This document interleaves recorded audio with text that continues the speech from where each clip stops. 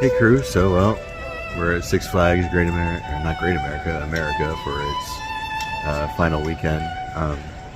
Unable to come tomorrow. Bit of a surreal moment, to be honest with you. Been coming here for decades. Most of you, all of you know Joel, but I have two older kids who was coming here with them. They're in their early 30s, so a little bit serene and surreal moment here. Again, been coming for decades, and like everybody else, we wish this park was not going.